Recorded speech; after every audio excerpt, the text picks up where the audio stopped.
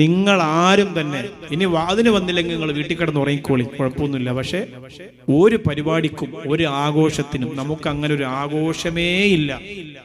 നമുക്ക് ഒരു ന്യൂ ഇയറും ഇല്ല, ഒരു ആഘോഷവും ഇല്ല, ഒരു പടക്കം പൊട്ടിക്കലില്ല, ഒരു മാനത്തേക്ക് നക്ഷത്രം എഴുതി വിടലുമില്ല, ഒരു 12 മണിയില്ല, ഒക്കെ കഴിയും.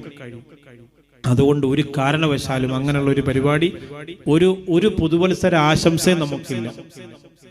നമ്മൾ ഓരോ സമയം കഴിയുന്തോറും നമ്മൾ കരയണം, നമ്മൾ ആയുസ് തീരുന്തോറും നമ്മൾ പൊട്ടിക്കരയണം, നമ്മുടെ ഹൃദയത്തിൽ നീറ്റലുണ്ടാവണം.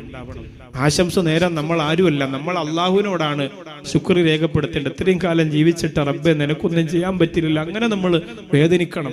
കെട്ടിപ്പിടിച്ച് വടക്കം പൊട്ടിച്ച് മുത്തം കൊടുക്കലല്ല ചെയ്യേണ്ടത്, നെഞ്ച് നീറണം, അങ്ങനെ ചെയ്യേണ്ടത്. അതുകൊണ്ട് ഇവിടെ വന്നില്ലല്ലേ സാരമില്ല, പക്ഷെ മറ്റൊരു പരിപാടിക്ക് ഒരു മോശത്തരത്തിന് നിങ്ങൾ പോകരുത്.